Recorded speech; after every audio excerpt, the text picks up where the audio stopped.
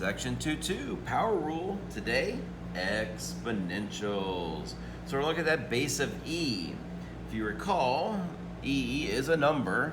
E is 2.71828, blah, blah, blah, blah, blah, blah. Irrational number. We talked about that last year in pre-calculus.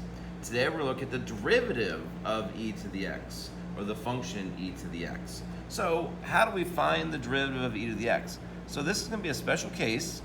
Remember, if we had a variable to an exponent, we could use the power rule very easily. Multiply the exponent to the front, decrease the exponent by 1. Now we have a number, we have e to a single exponent. So how's that going to work? Well, I'm going to go ahead and, for a minute, go ahead and back to the definition of derivative. So f prime of x is the limit as h goes to 0 of f of x plus h minus f of x all over h. Plugging this in and figuring it out, f prime is going to equal the limit as h goes to 0 of e to the x plus h minus e to the x all over h. We can go ahead and factor, or if I plugged in 0, we'd end up with 0 over 0, which is indeterminate again. So we would go ahead and do something with that. We can go ahead and factor this e to the x plus h minus e to the x. So we have the limit as h goes to 0 of e to the x times, well, if I have e to the x plus h, I can have e to the h minus 1 left over h. Remember, when we factor out, we're subtracting off the exponents. When I multiplied it through, if I multiply this through, I'd have e to the x times e to the h. I'd add those exponents with common bases. Well, now if I plugged in my 0, I still get the same thing. However, we now have e to the x times e to the h minus 1. This e to the x has no h's in it. So we can break this up and bring this e to the x to the front of this limit. So we can look at it as the e to the x times the limit as h goes to 0 of e to the h minus 1 over h. And this isn't something new. We've done this. We just don't look at it in this form. We haven't looked at it in this form just yet. So now, if I look at the limit of as h goes to 0 of e to the h minus 1 over h, still if I plug in 0, I don't get something that's going to work for me. However, another way of finding the limit is graphically. So I'm going to pull out my calculator, and we're going to type in e to the h minus 1 over h. Well, we can't type in h's here, so I'm going to use my e to the x, just a single variable. Doesn't matter that we are going to change our variables in here, as long as we know when we come back we're talking about h's. So we have minus 1 divided by x. I'm going to go ahead and look at as x approaches, or h approaches 0. In here, x approaches 0. So I'm going to change my windows. I only need a small window in order to be able to see what happens. So what I'm going to do is I'm going to put it from -1 to 1. And I'm going to go ahead and graph it and see what happens. So notice there, it's looking very close to itself. So it looks like it's going through 1 on my calculator. So I'm going to go ahead and zoom in a little bit more. Now I'm going to go and zoom in on my windows, on my y's. I'm going to go from 0 to 2. And sure enough, graphically, it looks like from the left side and the right side, it's getting closer and closer to 1. What I can do is I can go ahead and trace that. Notice when I get 0, I get nothing. It's undefined, which makes sense. When we plugged in 0, we get an indeterminate. What happens if I put in a very close to 0?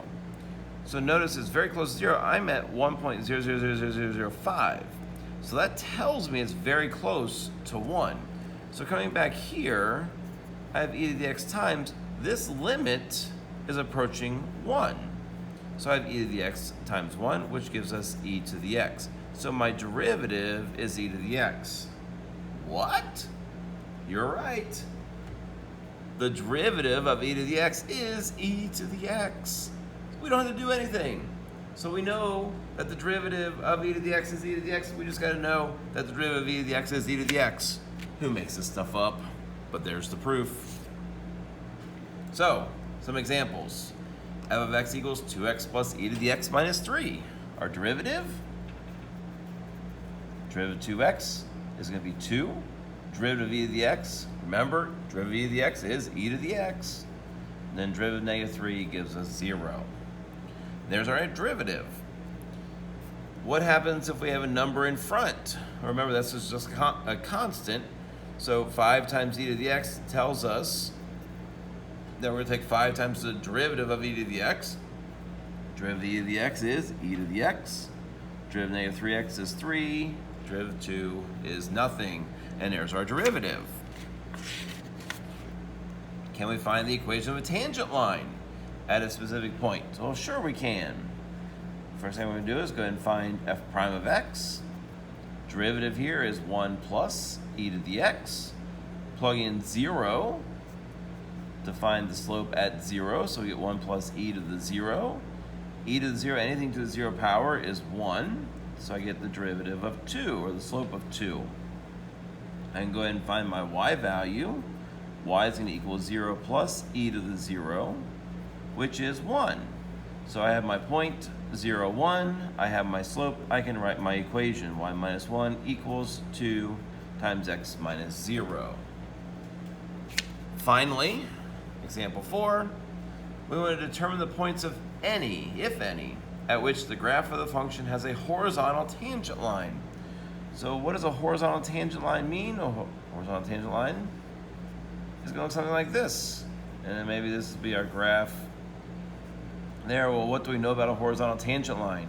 We know that the horizontal line has a slope of 0.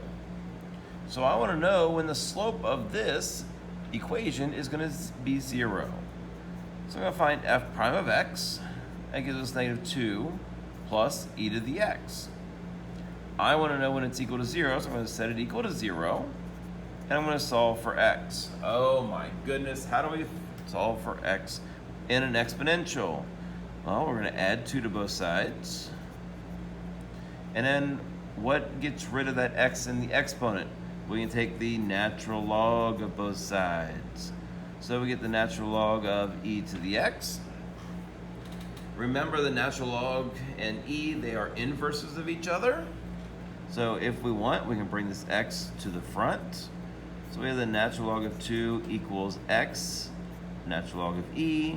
Natural log of e is 1. So x is going to equal the natural log of 2.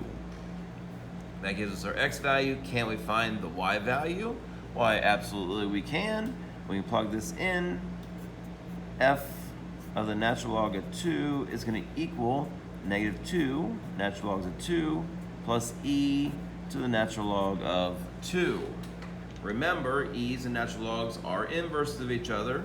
So if I take e to the natural log of 2, I'm going to end up with 2. So I get negative 2, natural logs of 2, plus 2. And that's going to be my y value. So my point is going to be the natural log of 2 and negative 2 natural logs of 2 plus 2. That's my answer. And that gives me the point at which we have a horizontal tangent line. That's it. Those are going to be your exponentials. Good luck. Have fun with it.